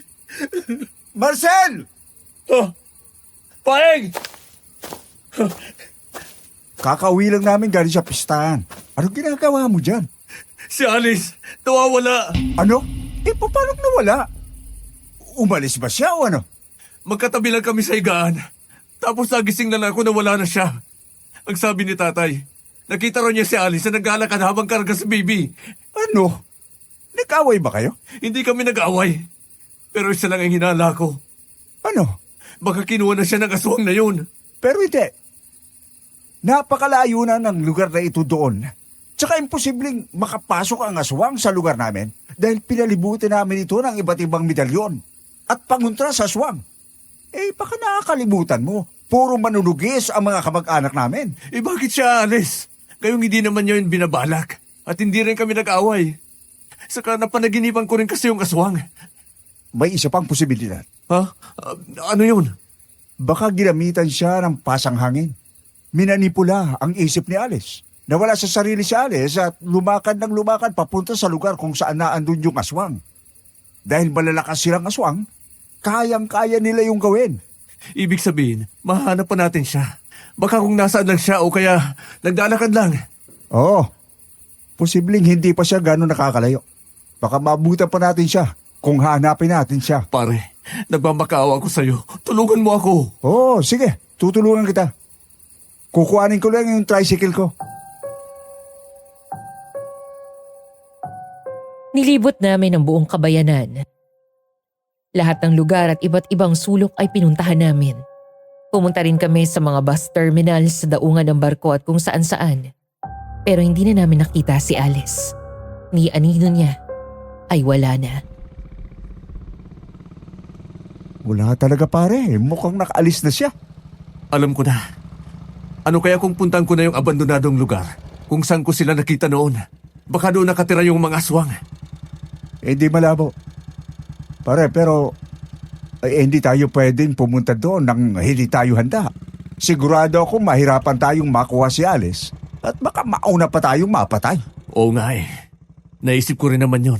Pero paano? Magtatanong ako sa pinsan ko kung may alam silang napakabisang pakontra. Sige. Kung kailangan maglabas ng pera ay maglalabas ako. Basta makuha lang yung siguradong makakapatay sa mga aswang na yun. Yung tatay mo, kailangan mo munang iwanan sa tiyahin ko para may mag-aalaga sa kanya. Baka ilang araw din tayong abala. Sige. Ipinakiusap ko si tatay sa tiyahin ni Paeng at pumayag naman ito. Pero si tatay malungkot na malungkot siya dahil wala si Alice. At ang sanggol na madalas niya ding nilalaro. Babalik pa kaya sila? Gusto ko na rin kumain ng tinola ni Alice. Tatay, huwag kang mag-alala. Mahanap namin siya. Gagawin namin ang lahat para makita siya. Siguraduhin ninyong babalik siya. Hindi na ako sanay na wala sila. Opo, tay. Huwag kang mag-alala. Marcel! Oh, Paeng! Nakausap ko si Tiyo. Oh, ano raw? May alam raw siyang napakagaling na manunugi sa bundok. At may alam din itong napakabisang pakontra sa mga malalakas na aswang. Kaso, kailangan nating bilhin. Huh? Magkano? 1 milyon. Ha? Hindi yata kakayanin ng ipon ko. Kung magkano man ang ipon mo, ay dadagdagan ko na lang. Wala pang 100,000 ang ipon ko, pare. Saka nakakaya naman sa'yo. Marami kang binubuhay tapos medyo mahina rin ang kita ngayon sa pagtatanim. May ipon naman ako kahit papano. Tsaka pwede ako mag-solicit ng pera sa gang ko. Marami doon ang mga galante. Siguradong magbibigay sila ng malaki. Lalo na't kailangan na kailangan ko. Sobrang nakakaya pa rin, pare. Ano ka pa, Marcel? Wala kang dapat ikaya. Nakalimutan mo na ba? ikaw ang dahilan kung bakit ako hindi nakulong. Pinatunayan mo sa mga nag-aakusa sa akin na hindi ako ang pumatay doon sa anak ng kapitbahay natin. Tsaka isa pa, ipinagtanggol mo ang anak ko nang minsang nabuli ito ng mga tao. Oo, natatandaan ko. Pero hindi naman ako humingi ng kapalit sa mga bagay na yun. Saludo sa iyo ang buong gang ko. Dahil ang kagaya mo ay isang bayani. Napakaliit lang yung nagawa ko kung ikukumpara ang mga nagawa mo sa akin. Kaya hayaan mo na sa pagkakataong ito ay ako naman ang tumulong sa iyo. Tsaka magkaibigan tayo, hindi ba? Sino pa magtutulungan kundi tayo-tayo lang? Sige, pumapayag na ako para kay Alice. Salamat pare. Kailangan na nating umalis ngayon habang maaga pa. Sige, magpapaalam lang ako kay tatay. Tay, aalis na kami ni Paing ha. Hanapin namin si Alice. Si Aling Solidad na ang bahala sa'yo. Gusto ko tinola ni Alice. Huwag kang mag-alala, tay. Masarap din magtinola si Aling Solidad. Oo nga, Mang Doming. Isipin nyo na lang na kamukha siya ng asawa ninyo. Mukha siyang aswang. Nako. Tay, di ba sabi ninyo, gusto nyo ng tinola ni Alice, kaya nga aalis kami para mahanap na siya. Pagbalik nyo dapat kasama nyo na si Alice. Oo, tay. Sisiguraduhin namin yan. Okay na yan kay Mang Doming. Tara na, pare. Tay, alis na kami ha. Hindi na sumagot si tatay. Kami naman ni Paeng ay nagmadali na lumakad papunta sa tricycle. Kasama namin ang pinsan niya na isang manunugis. Bago pa kami sumakay, ay bigla namang sumakit ang napakatindi ang aking ulo. Aray! Ang ulo ko! Oh, Marcel, ano nangyayari sa'yo? Ang ulo ko napakasakit! Bakit bigla yang sumakit? Ewan ko nga eh. Aray! Hindi mo na siya makukuha. Hindi mo na siya makukuha dahil hindi mo ako kaya! Aray! Narinig ko ang boses siya! Ano? Hindi ninyo maagaw si Alice! Mamamatay kayo! Mamamatay kayo! Hindi!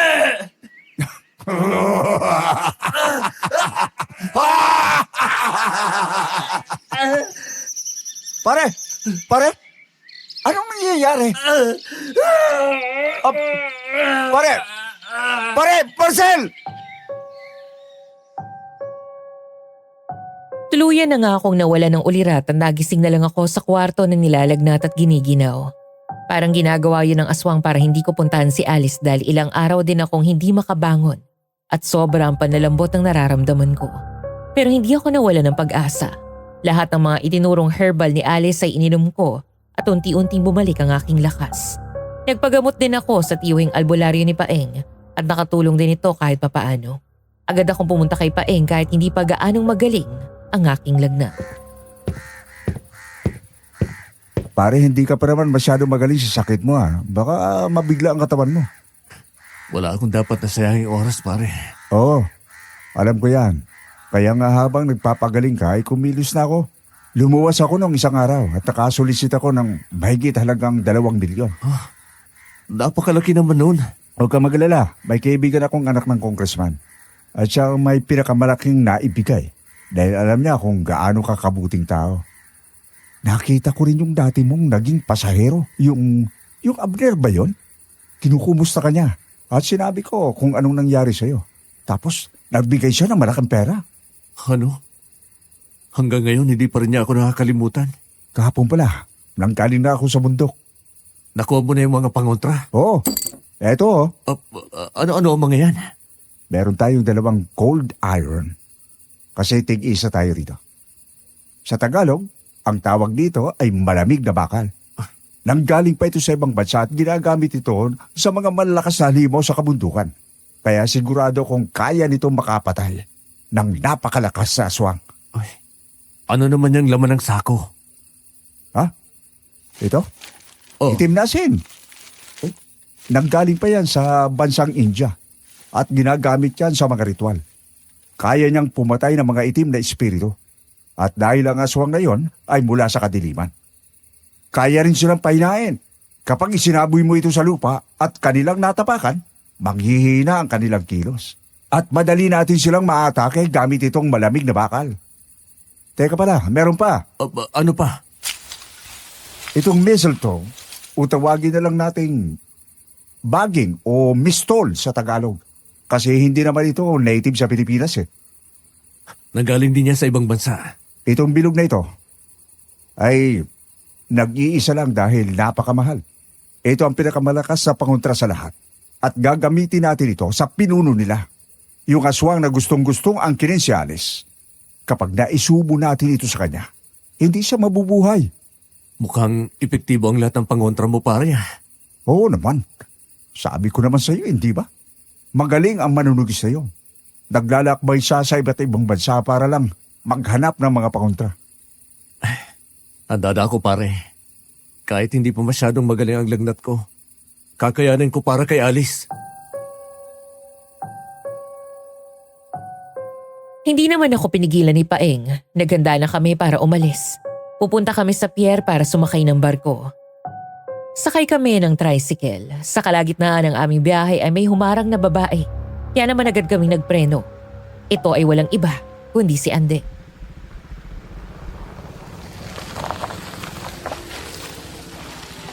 Anding naman, magpapakamatay ka na ba? Bakit mo kami hinarangan sa gitna ng kalsada? Kasi ang tagal na kitang hinahanap at ngayon lang kita nakita. Anding, wala na tayo. Matagal na tayong wala. Nagiwalay tayong dalawa ng dahil din sa'yo. Ikaw ang naunang nagloko, di ba? Hindi mo na ako mahal dahil sa babaeng yon. Yung babae na lagi mong isinasama sa palengke, sa mga kainan at kung saan-saan. Palagi ko kayong nakikita dahil iisa lang naman ang mundo natin sa lugar na ito. Dahil bumalik ako rito. Hindi kasi naging magandang pagtrato sa akin nung kinakasama ko kaya umuwi na ako sa mga magulang ko. At natuwa ako nang malaman ko na nandito ka. Kasi narealize ko na ikaw pa rin talaga, Marcel. Kaya bumalik ka na sa akin. Hindi. Hindi na ako babalik sa'yo dahil matagal na tayong tapos. At oo, dahil sa babaeng sinasabi mo, siya na ang mahal ko. Alam ko. Hinahanap siya ng isang lalaki, di ba? Tinawagan niya ako sa cellphone at sabi niya, tulungan ko raw yung babae na yun na makaluwas kaagad para madala niya sa pinagmulan niya. Abandonadong lugar ba yon? Naglalakad ng wala sa sarili yung babae na yon. Kasi sigurado ako may ginawa sa utak niya yung lalaki. Ang weirdo nga niya eh. Pinag-arkila ko siya ng sasakyan sa labas para mapabilis. Ano? Hindi mo alam kasi malalim kang matulog. Walang hiya ka? Ikaw pala may kagagawan sa lahat ng ito? Hindi na babalik ang babaeng yon. Dahil may nagmamay-ari na sa kanya. At hindi na rin ako babalik sa'yo dahil may nagmamay-ari na sa akin. Tara na, Paing. Marcel! Marcel, parang awa mo na bumalik ka na sa akin. Wala nang chance, Anding. Ilang beses ko na bang uulitin sa'yo? Aalagaan ko na ng mabuti si tatay. Magpapago na ako, hindi na ako magloloko. Bilisan na natin, Paing. Sige, Marcel! Marcel, wag kang umalis! Marcel, bumalik ka rito! Marcel!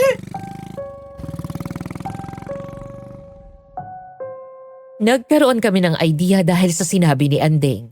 Pagkaluwas namin ay dumiretso kami sa abandonadong lugar. Pagkarating pa lang doon ay tumaas na ang balahibo namin dahil sa sobrang nakakatakot ang aura ng lugar. Nagbalik tuloy sa alaala ko nung unang beses kong nakita si Alice na halatang nawawala at nanginginig ang katawan sa takot. saan kaya natin sila rito makikita? Tuntunin natin lahat ng daan para sigurado. Mukhang may nag-aabang na aswang. Talasan nating mabuti ang pakiramdam natin. Yung itim na asin, ikalat natin sa lupa. Yun pare sa unahan. Yung itim na asin.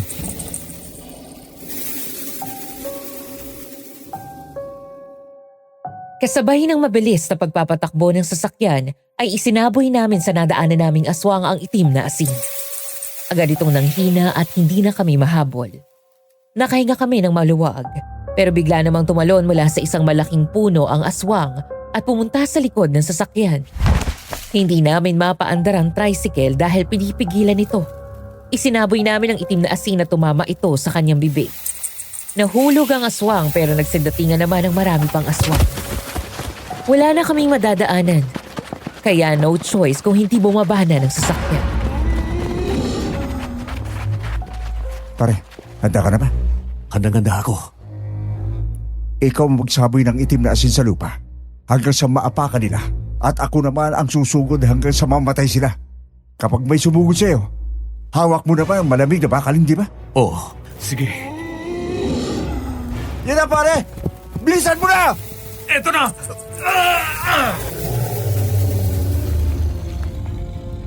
Epektibo ang itim na asin. Nangina sila kapag natapakan nila. Ako na! Ako na nga atake sa kanila! Oh, pare! Sa likod mo! Sa likod mo! Ito na! Ito na! Yay! Da!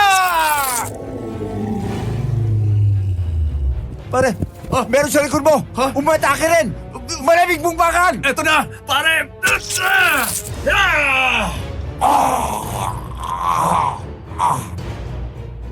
Patuloy lang kami sa pakikipaglaban sa mga aswang hanggang sa maubos sila. Pagkatapos ay bumalik na kami sa sasakyan pero pinara ko si Paeng sa pagmamaneho dahil meron akong narinig na mga yapak. Hindi yapak ng aswang yun. Yapak yun ng tao. Tama. Malalaki at mabibigat ang yapak ng tao. Pero halatang magaan lang yun. Baka si Alice na yun.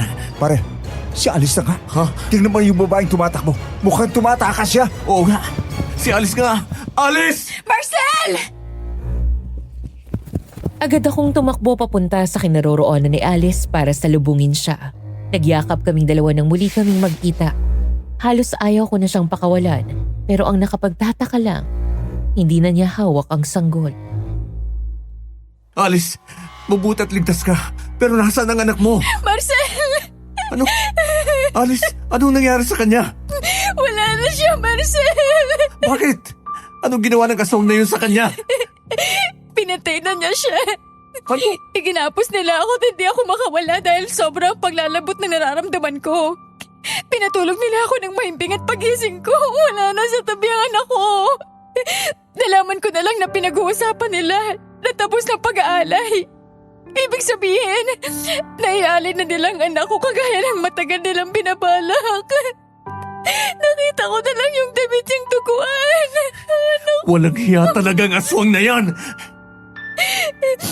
Nalaman ko rin na sila pala ay isang kulto at naging aswang dahil sa mga itim na ritual.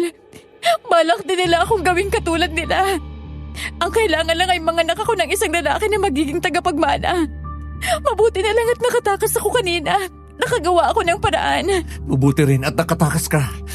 At Marcel, bumalik na ang alaala ko. Huh? Dahil dito pala ako na trauma. Na-trigger ang lahat ng yon nang makita kong lugar na to. Ipinakasal pala ako ng magulang ko kay Lucas. Yung pangalan ng pinuno ng aswang na umaangkin sa akin. Akala kasi nila ang mayaman nito at anak ng isang negosyante. At akala ng magulang ko ay nasa ligtas na kamay ako. Pilit pa nga nila akong pinadala rito dahil binigyan pala ni Lucas ng maraming pera ng aking mga magulang. Anong ginawa nila sa'yo doon? Wala, dahil inaalagaan nila ako. Pero nakakita ko ng mga pinapatay na tao, ng mga inaalisan ng lamang loob. No? At nang minsan tinangka kong umalis, sinubukan nila akong patayin at pinagsamantalahan pa nila ako. Nakalimutan ko lahat sa sarili ko dahil isinumpa kong sarili ko. Dahil sa matinding trauma at ngayon, alam ko na kung gaano ako binaboy at winalanghiya ng Lucas na yon. Ngayon, ligtas ka na sa akin. Hindi ko nahahayaang mapunta ka ulit sa Lucas na yon. Salamat, Marcel. Mabuti dumating kayo. Kailangan na nating umalis dahil sigurado ako maraming nagbabantay dito. At tinahanap na rin ako ni Lucas. Kaya nga, tara na. Marcel, mukhang dumarating na naman ang aswang. Alice, bilisan na natin. Tara na, Marcel. Yan ang aswang! Alice, bilis! Nagsisolputan ng maraming aswang. Mabuti na lang at naagapan namin silang sabuyan ng itim na asin. Walang makalapit sa amin pero isang malakas na aswang at biglang humarang ang sumalpok sa aming bubong na siyang dahilan para mabutas ito. Hinigit ito ang braso ni Alice pero hinawakan ko siya ng mahigpit sa bewang para hindi siya madala ng aswang. Alam ko na kung sino ito. Siya si Lucas.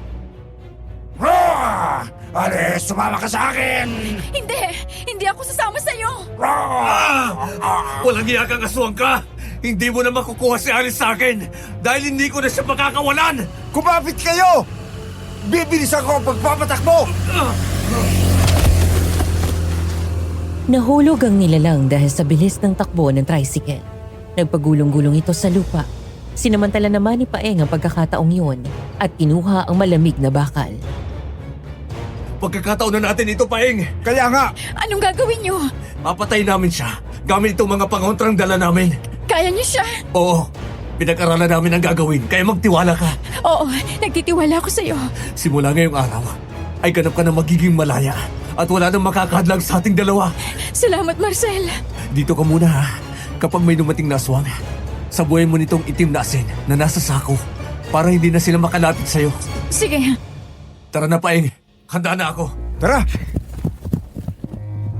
Agad naming pinuntahan ang kinaroroonan ng aswang pero bago pa ito makatayo ay 2 aswang ang sumugod sa amin at mabilis kaming dinambahan. Napakalakas ng puwersa ng mga ito. Siguro sila ang kanang kamay ni Lucas. Walang iyakang aswang ka! Panira ka! Marcel! Isaboy mo na sa mukha niya yung itim na asin! Oh, eto na!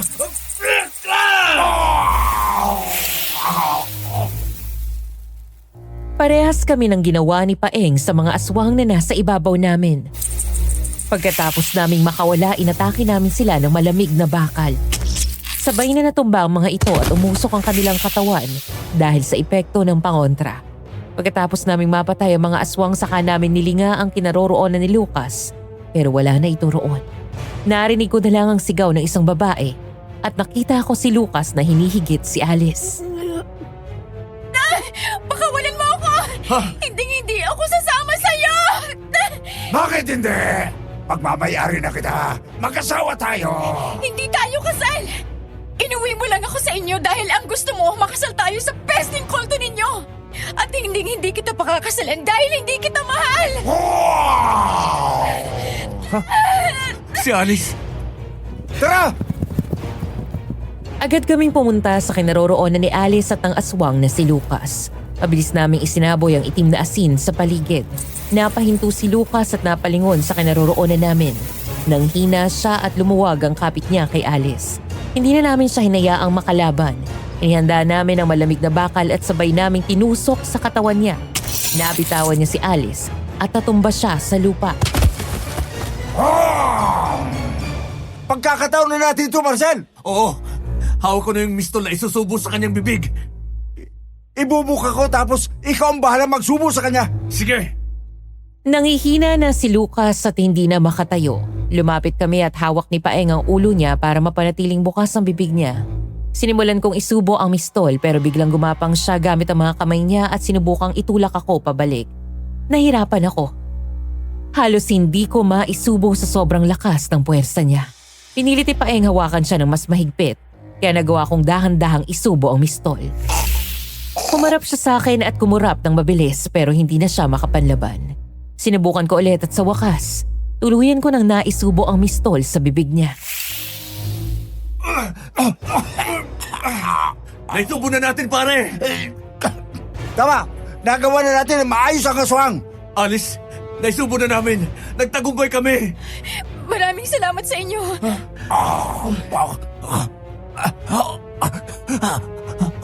Alice, ako ba magkita tayo sa kabilang buhay? Hindi yun mangyayari. Dahil sa kabilang buhay, si Marcel pa rin ang pipiliin ko. Yun na ang huling sigaw ni Lucas dahil nawala na siya ng hininga pagkatapos noon. Iniwan na namin siya. Nagmadali na kaming umalis dahil baka may sumugod ulit na aswang. Nang araw na yon din ay bumalik na kami sa probinsya. Tuwang-tuwa si tatay nang makita si Alice.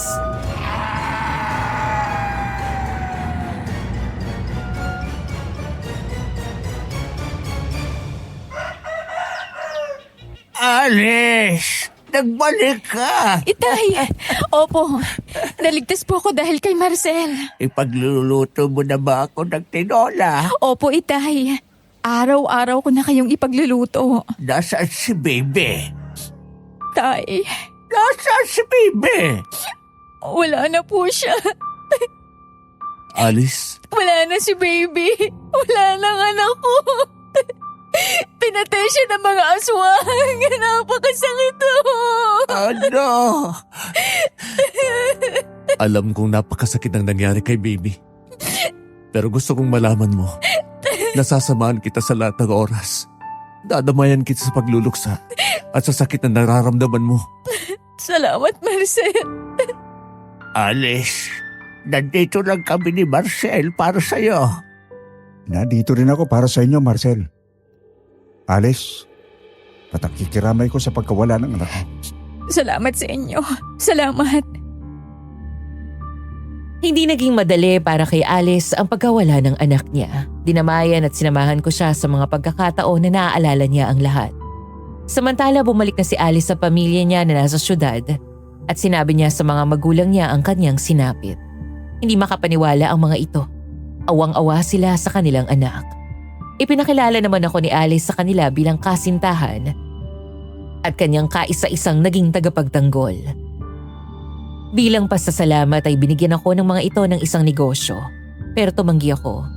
Hiniling ko na lang na bigyan ng mga pangangailangan ng aking ama, pero sobra ang ibinigay ng mga ito. Binigyan niya kami ng komportableng bahay, kaya hindi namin kailangang mangupahan. May kaya pala ang pamilya ni Alice dahil maraming negosyo ang magulang nito. At meron din silang malaking lupa sa probinsya kung saan sila nakatira nung bata pa si Alice. Nagmamay-ari din si Alice ng isang shop na nagbebenta ng mga herbal na gamot kaya pala magaling siya rito. Ako naman bumalik sa minamahal kong trabaho, ang pagiging grab driver at isang araw, nagdesisyon na ako sa matagal ko ng pinaplano para kay Alice. Pagkagaling ko sa trabaho, ay pinuntahan ko siya sa kanilang bahay. May natulungan ka na naman ngayong araw. Kapag magkasawa na tayo, okay lang ba sa'yo na ganito ako? Bukod sa pagiging grab driver, tumutulong din sa mga tao. Bakit hindi? Doon mo nga ako nakilala, di ba?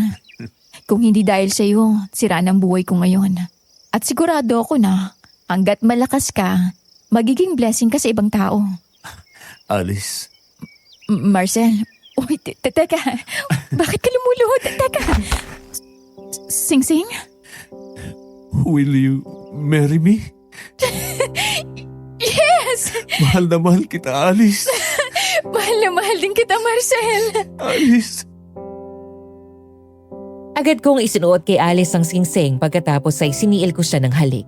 Tuluyan na naging maayos ang lahat sa amin ni Alice. Wala nang gumagambalang aswang. Wala nang masamang panaginip. Nagpakasal kaming dalawa at namuhay ng maayos. Nakakalungkot lang kasi. 1 taon pagkatapos namin magpakasal, namatay na si tatay. Pero masaya siya dahil naging maayos na ang lahat. Nagkaroon kami ni Alice ng 2 supling. Pinalaki namin sila sa pagmamahal at pagiging matulungin sa kapwa. Habang si Alice naman ay abala sa kanyang negosyo, ako naman ay nagpatuloy sa pagiging grab driver. Tumutulong pa rin ako sa mga nakakasalamuha ko sa daan sa paraang tahimik. Tumanggi ako sa mga taong gusto kong gawing content o gustong sumulat tungkol sa akin. Ayokong makilala ako. Gusto ko tumutulong ako sa paraang ako at ang tinulungan ko lang ang nakakaalam. Sa ngayon ay nagpapahinga ako sa pagiging grab driver dahil nagkaroon ako ng arthritis. Pero ang mga alaala at karanasan sa trabahong ito ay hindi ko makakalimutan, lalo na nang makilala ko si Alice.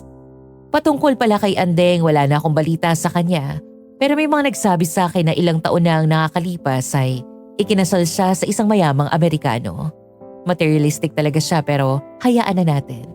Masaya na lang ako dahil nahanap niya yung para sa kanya. Napatawad ko na rin siya. Si Paeng naman ay inagalang at kinatatakutan pa rin sa dating lugar namin. Matalik pa rin kaming magkaibigan at kinuha ko nga siyang ninong ng 2 kong anak. Basta ang masasabi ko lang na mensahe sa mga tagapakinig, maging mabuti at tumulong lang tayo sa kapwa natin dahil kahit anong kamalasan ang mangyari, mabuti pa rin ang ibabalik sa mga taong nagtatanim ng kabutihan. Hanggang dito na lang po at maraming salamat. Lubos na gumagalang, Marcel. Sa mga tagapakinig, may kilala ba kayong driver o grab driver na katulad ni Marcel? Paki-comment ng inyong kasagutan sa ating comment section. At muli, huwag kalimutang mag-like and subscribe. Maraming salamat po sa inyong pakikinig.